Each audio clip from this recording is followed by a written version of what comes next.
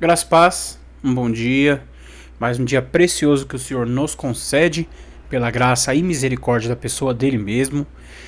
Eu estou muito contente de estar aqui com você nessa manhã. Meu nome é Alan Conte Júnior, sou da Primeira Igreja Batista Bíblica no Jardim Paraíso.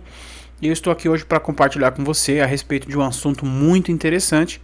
Um assunto, é claro, para nossa edificação espiritual. Vamos lá então? Vamos então meditar no nosso Salmo 42:11, que nós vamos ver, né, como nosso tema, ó minha alma. Diz o seguinte esse salmo maravilhoso, como todo a palavra de Deus o é. Diz o seguinte, Salmo 42:11: Por que está batido a minha alma? Espere em Deus, pois ainda o louvarei, meu Salvador e Deus meu. Esse salmo, né, esse trecho ele se repete duas vezes dentro desse salmo, e ele vai ter mais uma repetição lá no Salmo 43, versículo 5. Mas é precioso você perceber o que isso quer dizer, né? O que esse salmo quer dizer. Muitas vezes, né, durante as nossas vidas, nós vamos passar por momentos em que os nossos corações vão vacilar, eles não vão ter a fé necessária para enfrentar o problema ou a situação. Mas existe uma coisa interessante em todo esse grande problema. Nós conseguimos compreender que o poder, né, que a boca vai ter sobre o restante dos órgãos ou das pessoas ou de qualquer coisa é basicamente o poder que a boca tem sobre tudo. Existe um ditado que diz que de tanto mentir, né, a mentira se torna verdade. A gente sabe que não é verdade isso, né? Aliás, não é bem por aí, né? Mas existe uma verdade no meio dessa situação. Porque quanto mais você fala, ainda que no começo você não creia, uma hora você vai passar a crer. De tanto falar. Seria a mesma base lógica, né? Que de tanto o cara mentir, a mentira vai se tornar verdade. Deus, ele nos deixou o dom da fala para comunicar aos outros, além de coisas importantes, para que nós também convencêssemos os corações dos outros, mas também os nossos. O trabalho de um pregador não é simplesmente falar, mas fazer-se entender a mensagem que ele quer transmitir ao seu público.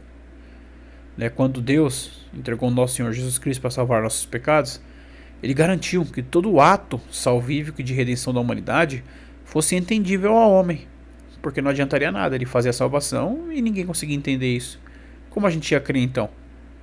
Mas ele fez para que eu e você entendêssemos. Por mais leigos que fôssemos, nós poderíamos entender, podemos entender, para que todo aquele que nele crer não se perca, mas tenha a vida eterna. João 3:16, sua parte B. Então, logo quando a sua alma está abatida, o salmista ele vai usar a sua maior arma contra a incredulidade, contra o medo ou contra qualquer outro sentimento negativo que ele possa ter nessa hora, que venha a afligir a sua fé.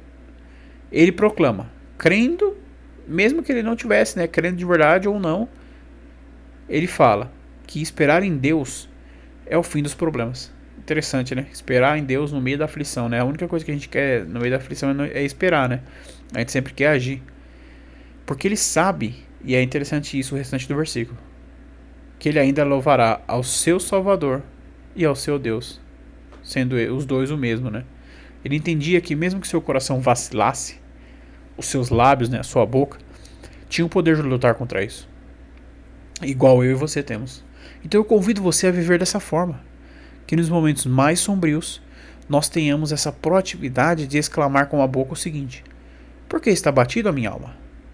Espere em Deus, ainda o louvarei, meu Salvador e Deus meu. Mas que nós façamos isso e falemos isso e repitamos isso quantas vezes forem necessárias para que o meu coração creia nisso. O Salmo 119:11, ele nos diz que nós devemos guardar a lei do Senhor no coração para não pecar contra ele.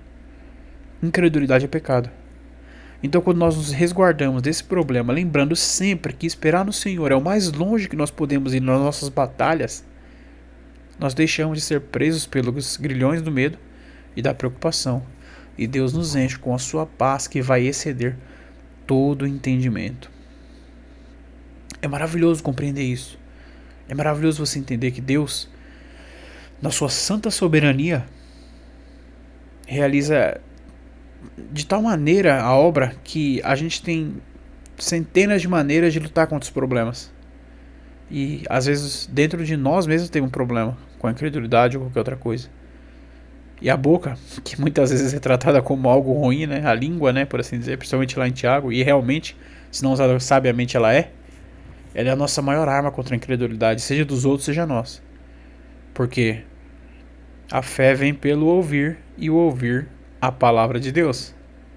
Então a palavra de Deus sai das nossas bocas para que o nosso coração e o coração dos outros creiam somente no Deus vivo. Amém?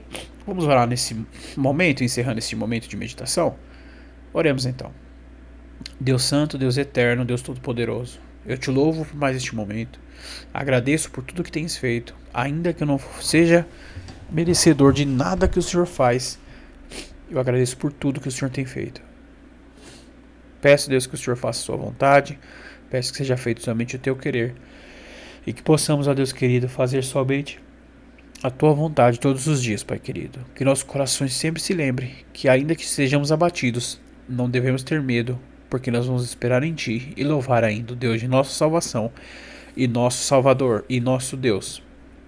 Te agradeço por tudo, abençoa a vida de quem nos ouve, para que nós, como seus servos, possamos honrar o Teu nome todos os dias, ó Deus, porque Tu és merecedor e digno de toda a honra e toda a glória, Pai querido. Eu te agradeço por tudo, peço que o Senhor nos abençoe, por Jesus o Santo. Amém. É isso aí. Agradeço você que tem nos acompanhado, que Deus te abençoe, que Deus fortaleça sua fé, que Ele te dê um pouco mais de conhecimento e experiência com Ele a cada dia, e que nós possamos, todos nós juntos, crescermos para a honra e glória do nosso Deus. É isso aí. Falou!